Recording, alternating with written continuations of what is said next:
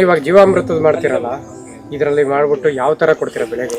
Sir actually ಜೀವಾಮೃತ ನಾವು ಇದ್ರೊಳಗಡೆ ಡ್ರಮ್ಮಲ್ಲಿ ಮಾಮೂಲಿ 200 ಲೀಟ್ರಿಗೆ ಮಾಡ್ಕೊತೀವಿ. ಒಂದು ಬೆಳೆಗೆ ಒಂದು 3 to 4 ಟೈಮ್ಸ್ ಮಾಡ್ಕೊತೀವಿ.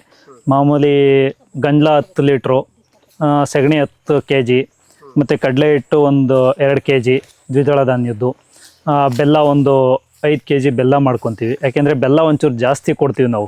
ಎಲ್ಲರೂ 2 kg ಹೇಳ್ತಾರೆ, ನಾವು 5 kg, ಯಾಕೆಂದರೆ ಸ್ವಲ್ಪ ಸ್ವೀಟ್ನೆಸ್ಸು, ಭೂಮಿಗೆ ಸ್ವೀಟ್ನೆಸ್ ಇರಲಿ ಅಂತ ಹೇಳ್ಬಿಟ್ಟು 5 kg ಮಾಡ್ಕೊತೀವಿ. ಸಗಣಿನ ನಾವು ಡೈರೆಕ್ಟಾಗಿ ಕಲಸೋದಿಲ್ಲ, ಒಂದು ಚೀಲಕ್ಕೆ ಕಟ್ಟಿ ಚೀಲದಲ್ಲಿ ಹಾಕ್ಕೊಂಡು ಒಳಗಡೆಗೆ ಬಿಟ್ಕೊಂಡು ನೋಡ್ತೀವಿ.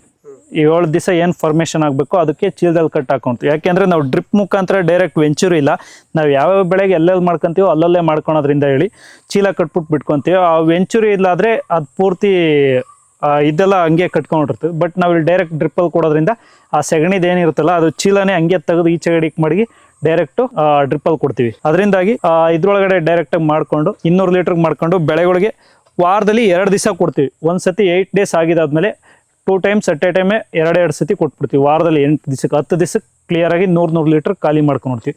ಡೈರೆಕ್ಟ್ ಡ್ರಿಪ್ಪಲ್ಲೇನೆ ಇಲ್ಲೇ ಪಂಪ್ ಇಕ್ಕೊಂಡು ಒಂದು ಮೋಟ್ರ್ ಪಂಪಿಂದ ಡೈರೆಕ್ಟಾಗಿ ಗಿಡಗಳಿಗೆ ಹಾಗೆ ಕೊಟ್ಬಿಡೋದೇನು.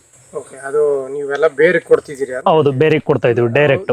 ಇದ್ರ ತರ ಮಾಡೋದು ಅಂದ್ರೆ ಚುಮ್ಕಿಸೋದು ಅಂದ್ರೆ ನಾವು ಸ್ಪ್ರೇ ಕೊಟ್ಕೊಬೇಕು. ಸ್ಪ್ರೇಗೆಲ್ಲ ನಾವು ಬಯೋ ಏನಿದೆಯಲ್ಲ, ಬಯೋದಲ್ಲಿ ಜೀವಾಮೃತ ತಗೊಂಡು ಅದನ್ನ ಡೈರೆಕ್ಟ್ ಆಗಿ ಸ್ಪ್ರೇ ಕೊಟ್ಕೊಂತೀವಿ ಜೀವಾಮೃತ. ಯಾಕೆಂದ್ರೆ ಇದ್ರಲ್ಲಿ ನಮಗೆ ವೇರಿಯೇಷನ್ ಆಗ್ಬಿಡುತ್ತೆ. ಒಂದು ಕ್ರಾಪಿಗೆ ಸ್ವಲ್ಪ ಜಾಸ್ತಿ ಬೇಕಾಗುತ್ತೆ, ಒಂದು ಕ್ರಾಪಿಗೆ ಸ್ವಲ್ಪ ಕಡಿಮೆ ಬೇಕಾಗುತ್ತೆ ನಾವು ಸ್ಪ್ರೇ ಕೊಡೋದಕ್ಕಾದ್ರೆ.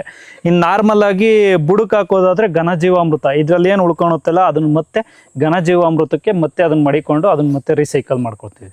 ಘನ ಜೀವಾಮೃತ ಮಾಡ್ಕೊಂಡು ಅದನ್ನ ಮತ್ತೆ ಬುಡಗಳಿಗೆ ಅದೇ ತರ ಹಾಕೊಂಡು ಹೋಗ್ತೀವಿ. ಒಂದು ಬೆಳೆ ಹಾಕ್ತಿದ್ದಂಗೆ ಆ ತರ ಮಾಡ್ತೀವಿ.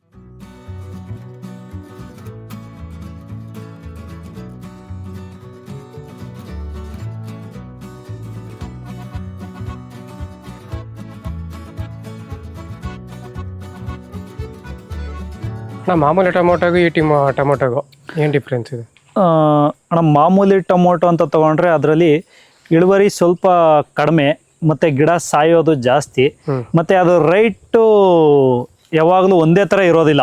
ಒಂದ್ಸತಿ 1000 ರೂಪಾಯಿ ಆಗ್ಬೋದು, ಒಂದ್ಸತಿ 10 ರೂಪಾಯಿಗೂ ಬಂದ್ಬಿಡುತ್ತೆ, 8 ರೂಪಾಯಿಗೂ 5 ರೂಪಾಯಿಗೂ ಬಂದ್ಬಿಡುತ್ತೆ. ಬಟ್ ಇದು ಆ ಥರ ಅಲ್ಲ. ನೀವು ಎಲ್ಲೇ ಮಾರ್ಕೆಟಿಂಗ್ ಹೋದ್ರೂ ಅಟ್ಲೀಸ್ಟ್ 50 ರೂಪಾಯಿ ಪ್ರೈಸ್ ಆದರೂ ಇದ್ದೇ ಇರುತ್ತೆ. ನೀವು ಮಾರ್ಕೆಟ್ ಪ್ರೈಸ್ಗಾದ್ರೂ ಹಾಕ್ತೀವಿ ಅಂದರೆ 50 ರೂಪಾಯಿ ಇದ್ದೇ ಇರುತ್ತೆ. ಬಟ್ ಇದು ಒಂಚೂರು ರಿಸ್ಕ್ ಅನ್ನಿಸ್ಬೋದು, ಕೀಳೋದು ಒಂಚೂರು ಕಷ್ಟ. ಅದನ್ನ ಬಿಟ್ಟರೆ ರೈಟ್ ಇದೆ, ಚೆನ್ನಾಗೂ ಇದೆ, ಎಲ್ಲರೂ ಲೈಕ್ ಮಾಡ್ತಾರೆ, ಪರವಾಗಿಲ್ಲ.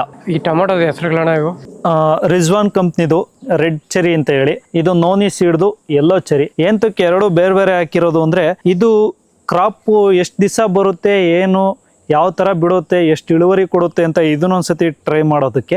ಇದನ್ನು ಅಷ್ಟೇ ಸೇಮು, ಎಷ್ಟು ದಿವಸ ಬರುತ್ತೆ, ಯಾವ ಕಂಪ್ನಿ ಈಡ್ ಚೆನ್ನಾಗಿ ಬರುತ್ತೆ, ಯಾವ ವೆರೈಟಿ ಚೆನ್ನಾಗಿದೆ ಅಂತ ನೋಡ್ಕೊಳೋದಕ್ಕಾದ್ರೂ ನಾವು ಟ್ರೈ ಮಾಡ್ತಾ ಇರ್ತೀವಿ. ಟ್ರಯಲ್ ಆ್ಯಂಡ್ ಎರರ್ ಯಾವುದೇ ಮಾಡಿದ್ರು ಅಷ್ಟೇ. ಫಸ್ಟ್ ಒಂದ್ಸತಿ ಟ್ರಯಲ್ ಮಾಡ್ತೀವಿ, ಆಮೇಲೆ ನೆಕ್ಸ್ಟ್ ಬೆಳಿಬೇಕಾ ಬೇಡವಾ ಅಂತ ಯೋಚನೆ ಮಾಡಿಕೊಂಡು ಇದನ್ನು ಹಾಕೋದಕ್ಕೋಸ್ಕರವಾಗಿ 2 ಟ್ರೈ ಮಾಡ್ತೀವಿ ನಾವು. ಸ್ವೀಟು ಅಷ್ಟೇನೆ. ಇದು ಹಣ್ಣಾಗಿದ್ದಾದ್ಮೇಲೆ ಇಲ್ಲಿದೆಯಲ್ಲ, ಇದು ಮೇಲ್ಗಡೆದು ಏನು 2 ಇದೆ, ಇದು ಚೆನ್ನಾಗಿ ಹಣ್ಣಾಗಿರೋದ್ರಿಂದ ಇವೆರಡು ಸ್ವೀಟ್ ಆಗಿರುತ್ತೆ. ಬಟ್ ನಾವು ಮಾರ್ಕೆಟಿಂಗ್ ಮಾಡಬೇಕಾದ್ರೆಲ್ಲ ಈ ಕೆಳಗಡೆ ಏನಿರುತ್ತಲ್ಲ ಈ ಕಲರ್ ಇದ್ದಂಗೆ ನಾವು ಮಾರ್ಕೆಟಿಂಗ್ ಮಾಡ್ತೀವಿ. ಇದ್ರೊಳಗಡೆನೂ ಅಷ್ಟೇನೆ.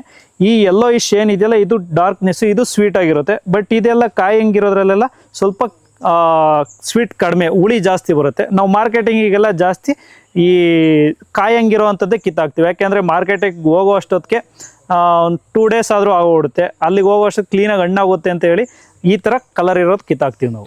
ಇಲ್ಲಿ ಸುತ್ತಮುತ್ತ ಇವಾಗ ನೀವು ಒಬ್ಬರೇನೆ ಬೆಳೆದಿರೋದು, ಇದು ಬೇರೆಯವರು ಬೆಳೆದಿದ್ದಾರೆ ಅಂದರೆ ಫಸ್ಟ್ ಸ್ಟಾರ್ಟಿಂಗು ನಾವು ಒಬ್ಬರೇನೆ ಮಾಡಿದ್ದು. ಇವಾಗ ನಮ್ಮ ಬ್ಯಾಚ್ ಆಗ್ತಿದೆ, ಮತ್ತೆ ಇನ್ನೊಂದು ಬ್ಯಾಚ್. ಇವಾಗ ಆರ್ಗ್ಯಾನಿಕ್ಗೆ ಟೈ ಅಪ್ ಆಗಿರೋದ್ರಿಂದ ನಾವು ಕಂಟಿನ್ಯೂಸ್ ಆಗಿ ಅದಕ್ಕೆ ಕೊಡಲೇಬೇಕು. ಮತ್ತೆ ಕಂಟಿನ್ಯೂಟಿ ಸ್ಟಾಪ್ ಮಾಡಿದ್ರೆ ತಗೊಳ್ಳೋದಿಲ್ಲ. ನೆಕ್ಸ್ಟ್ ಮತ್ತೆ ನಾವು ಬೆಳ್ಕೊಂಡು ಕೊಡ್ತೀವಿ ಅಂದರೆ ಅದಕ್ಕೆ ಏನು ಮಾಡ್ತೀವಿ ಅಂದರೆ, ನಮ್ದೆಲ್ಲ ಒಂದು 5-6 ಜನ ಗುಂಪಿದೆ ಆರ್ಗ್ಯಾನಿಕ್ಗೆ ಟೈ ಅಪ್ ಆಗಿರೋರಲ್ಲಿ. ಅವ್ರೇನು ಮಾಡ್ತೀವಿ, ಈ ಸತಿ ಇವಾಗ ನಂದು ಇದು ಆಗ್ತಿದೆ, ನಂದು ಇನ್ನೇನು ಇನ್ನೊಂದು ತಿಂಗ್ಳಿಗೆ ಮುಗಿಯುತ್ತೆ ಅನ್ನೋ ಅಷ್ಟೊತ್ತಿಗೆ ಅವ್ರದ್ದು ನೆಕ್ಸ್ಟ್ ಬ್ಯಾಚು ಸ್ಟಾರ್ಟ್ ಆಗಿರುತ್ತೆ ಹಣ್ಣು. ಇವಾಗ ನಮ್ಮ ಅಣ್ಣವ್ರು ಲೋಕೇಶ್ ಅಣ್ಣ ಅಂತ ಇದ್ದಾರೆ, ಅವ್ರದ್ದು ಕೈಯಲ್ಲಿ ಇವಾಗ ಇದನ್ನು ಮತ್ತೆ ಇವಾಗ ಹಾಕಿಸಿದ್ದೀವಿ. ಇವಾಗ ಆಲ್ರೆಡಿ ಅವ್ರು ಗಿಡ ಕಟ್ತಿದ್ದಾರೆ. ನಮ್ದು ಇವಾಗ 1 ತಿಂಗಳು ಮುಗಿಯುತ್ತೆ ಅನ್ನೋಷ್ಟೊತ್ತಿಗೆ ಅವ್ರದ್ದು ರೆಡಿ ಆಗೋಗ್ಬಿಟ್ಟಿರುತ್ತೆ. ಇದೇ ಥರ ಕ್ರಾಪ್ ಪ್ಲಾನಿಂಗು ನಾವು ಮಾಡ್ಕೊತಾ ಇರ್ತೀವಿ. ಇನ್ನೊಂದು ನಾನು ಕೇಳಿರೋ ಮಟ್ಟದಾಗೆ ನಮ್ಮ ಸೈಡು ಇಲ್ಲ ನಾನು ನೋಡಿರೋದು ಆವಾಗ ಹೆಂಗೆ ಅಂದರೆ, ನಾವು ಟೊಮೊಟೊ ಬೆಳೆದೆ ಅಂದರೆ ಇನ್ನೊಬ್ರು ಪಕ್ಕದಲ್ಲೂ ಟೊಮೊಟೊ ಬೆಳೆ ಅವರು ಹಂಗೆ ಬೆಳೀತಾರೆ, ಸೇಮ್ ಟೈಮಿಂಗ್ಸ್. ಬಟ್ ಇವಾಗ ನೀವು ಹೇಳಿರೋದ್ರಲ್ಲಿ ಚೆನ್ನಾಗಿದೆ. ನಂದು ಮುಗಿತಿದ್ದಂಗೆ ಅವ್ರದ್ದು ಬರಬೇಕು. ಹೌದು, ಯಾಕೆ ಅಂದ್ರೆ ಎಲ್ಲಾ ತರಕಾರಿಗಳು ಅಷ್ಟೇನೆ, ನಾವ್ ಇಂಥದ್ದು ಅಂತ ಏನಿಲ್ಲ, ಎಲ್ಲಾ ತರಕಾರಿಗಳು ಅಷ್ಟೇನೆ. ನಾವ್ ಇಂಥದ್ದು ಹಿಂಗೆ ಜಾಸ್ತಿ ಹಾಕ್ತಿದ್ದೀವಿ ಅಂದ್ರೆ ಅವ್ರು ಬೇರೆ ಯಾರು ಹಾಕೋದಿಲ್ಲ. ಇಲ್ಲ ಎರಡ್ ಕಡೆ ಕಾಂಪಿಟೇಷನ್ ಇತ್ತ, ಎರಡ್ ಕಡೆ ಆರ್ಗ್ಯಾನಿಕ್ ಇದ್ಯಾ, ಎರಡ್ ಕಡೆಲೂ ಅಷ್ಟೇನೆ, ಅರ್ಧ ನೀನ್ ಇತ್ ಕಡೆ ಹಾಕೋ, ಅರ್ಧ ನಾವ್ ಇತ್ ಕಡೆ ಹಾಕಂತೀವಿ. ಕಾಂಪಿಟೇಷನ್ ಯಾರಿಗೂ ಬೇಡ. ಅದರಿಂದಾಗಿ ನಾವ್ ಎಲ್ಲಾ ಪ್ಲಾನಿಂಗ್ ಅಂದ್ರೆ ಎಸ್ಪೆಷಲಿ ಎಕ್ಸಾಟಿಕ್ ಏನಿದೆಯಲ್ಲ, ಇದ್ರಲ್ಲಿ ಮಾತ್ರ ಯಾರಾದ್ರೂ ಒಬ್ರು ಮಾಡ್ಕೊಂತೀವಿ, ಒಬ್ರು ಮಾಡ್ಕೊಂಡು ಇನ್ನೊಬ್ರಿಗೆ ಮತ್ತೆ ಅದು ಪ್ಲಾನಿಂಗ್ ಕ್ರಾಪ್ ಮುಗಿತಾ ಬಂತಿದ್ದಂಗೆ ಅವ್ರಿಗೆ ನೆಕ್ಸ್ಟ್ ಚಾನ್ಸ್ ಕೊಡ್ತೀವಿ. ಆ ಥರ ಮಾಡ್ಕೊಂಡಿರೋದು. ಬೇರೆ ಬೆಳೆಗಳೆಲ್ಲ ನಾವು ಎಲ್ಲ ಕಡೆ ಇದ್ರೂ ಸೇಲ್ ಮಾಡ್ಬೋದು. ಹೀರೆಕಾಯಿ, ಹಾಗಲಕಾಯಿ, ಸೋರೆಕಾಯಿ, ಇದು ಯಾರು ಬೇಕಾದ್ರೆ ಹಾಕೊಬೋದು, ಎಲ್ಲಿ ಬೇಕಾದ್ರೆ ಸೇಲಿಂಗ್ ಇರುತ್ತೆ. ಬಟ್ ಇದು ಆ ಥರ ಅಲ್ಲ. ಚೆರಿ ಟೊಮೊಟೊ, ಬ್ರೋಕ್ಲಿ, ಈ ಥರ ಬೆಳೆಗಳು ಏನಿದೆಯಲ್ಲ, ಎಕ್ಸಾಟಿಕ್ ಬೆಳೆಗಳು, ಇವೆಲ್ಲದನ್ನು ಏನಿದ್ರು ಪ್ಲಾನಿಂಗ್ ಇದ್ದು ನಾನು ಈ ಬ್ಯಾಚ್ ಮಾಡ್ತಿದ್ದೀನಿ, ನೆಕ್ಸ್ಟ್ ಬ್ಯಾಚಿಗೆ ನೀವು ಪ್ಲಾನಿಂಗ್ ಮಾಡ್ಕೊಳ್ಳಿ ಅಂತ ಹೇಳ್ಕೊಂಡೇ ಮಾಡ್ಕೊಳೋದು. ಅದನ್ನ ಬಿಟ್ಟರೆ ನಾವು ಮಾಡೋದಕ್ಕೆ ಹೋಗೋದಿಲ್ಲ. ಆ ಥರ.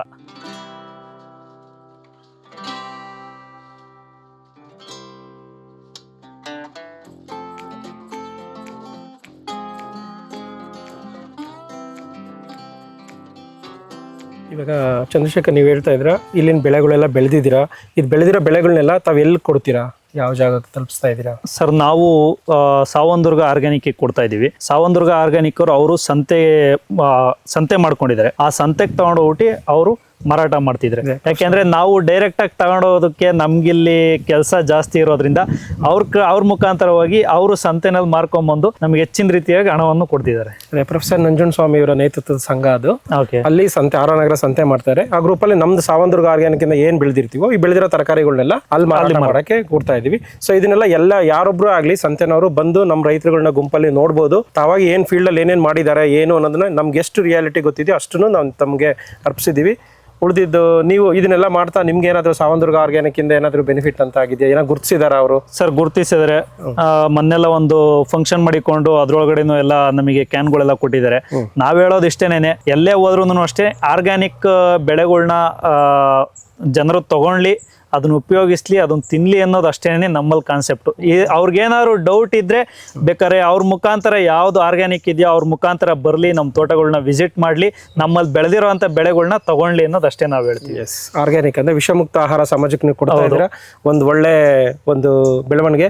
ಇದನ್ನ ತೋರ್ಸ ನಿಮ್ GKVK ಇಂದ ಲಾಸ್ಟ್ ಟೈಮ್ ಒಂದು ಅವಾರ್ಡ್ ಕೂಡ. ಹೌದು ಸರ್, ಅಂದ್ರೆ ಮಾಗಡಿ ತಾಲೂಕಿಗೆ ಪ್ರಗತಿಪರ ರೈತ ಅಂತ ಹೇಳ್ಬಿಟ್ಟು ಒಂದು ಅವಾರ್ಡ್ ಕೊಟ್ಟಿದ್ದಾರೆ. ತಗೊಂಡಿದ್ದೇವೆ. ಬೆಂಗಳೂರು GKVK ನಲ್ಲಿ ಕೊಟ್ಟರು. ಇವಾಗ ನೆಕ್ಸ್ಟ್ ಜಿಲ್ಲಾ ಮಟ್ಟಕ್ಕೆ ಅರ್ಜಿ ಹಾಕಿ ಅಂತ ಹೇಳ್ತಿದ್ರೆ ನೆಕ್ಸ್ಟ್ ಇಯರ್ಗೆ ನೋಡೋಣ. ಆದಷ್ಟು ಟ್ರೈ ಮಾಡ್ತೀನಿ, ಹಾಕ್ತೀನಿ ಅಂತ ಹೇಳ್ತೀನಿ. Thank you. ಆ್ಯಕ್ಚುಲಿ ನಾನು ಕೂಡ ಇಲ್ಲಿ 2ನೇ ವರ್ಷದಲ್ಲಿ ನನಗೆ ಜಿಲ್ಲಾ ಮಟ್ಟದ ಅವಾರ್ಡ್ ಆಗಿತ್ತು. ಹೌದು. ನೆಕ್ಸ್ಟ್ ಅದನ್ನೇ ವಿಜಯ ಕರ್ನಾಟಕದಿಂದ ರಾಜ್ಯ ಮಟ್ಟದ ಪ್ರಶಸ್ತಿ ಕೂಡ ನನಗೆ ಸಿಕ್ತು, ಸೂಪರ್ ಸ್ಟಾರ್ ರೈತ ಅಂತ. ಸೊ ಅಂದರೆ ನಾನು ನಮ್ಮ ಮಾದರಿಯಿಂದ ನಾನು ಮಾಡಿದ್ದೀನಿ, ನಾನು ಕಲ್ತಿದ್ದೀನಿ, ನಮ್ಮ ರೈತರ ಜೊತೆ ಒಗ್ಗೂಡಿಸ್ಕೊಂಡು ಮಾಡ್ತಾ ಇದ್ದೀವಿ. ಸೊ ಅಂದರೆ ನಮ್ಮ ಥರನೇ ಅವರು ಬೆಳಿಬೇಕು, ಒಬ್ಬರು ನೋಡಿ ಕಲಿ ಮಾಡಿ ತಿಳಿ. ಏನು ನೀವು KVK ಕಲ್ತ್ಕೊಂಡ್ಬಂದ್ರು ಅಲ್ವರ, ನಾವು ಕೂಡ ಎಲ್ಲ ಅದನ್ನೇ ಪ್ರಾಕ್ಟೀಸು ನೋಡಿ ಕಲ್ತಿದ್ದೀವಿ. ನಾವು ಕಲ್ತಿರೋದನ್ನ ನಾವು ಮಾಡ್ತಾ ಇದ್ದೀವಿ. ಮಾಡಿರೋದು ನೋಡಿ ಇನ್ನೊಬ್ರಿಗೆ ಏಳಿಗೆ ಆಗಬೇಕು, ಅದು ಬೆಳವಣಿಗೆಗೆ ಅನುಕೂಲ ಆಗಬೇಕು ಅನ್ನೋ ನಿಟ್ಟಿನಲ್ಲಿ ಕೆಲಸ ಮಾಡ್ತಾ ಇದ್ದೀವಿ. ಎಲ್ರಿಗೂ ವಂದನೆಗಳು. ರೈತ ಸಂಘಕ್ಕೆ ಕೂಡ ಥ್ಯಾಂಕ್ ಯು ವೆರಿ ಮಚ್. ರೈತ ಅನ್ನ ಕೊಡುವ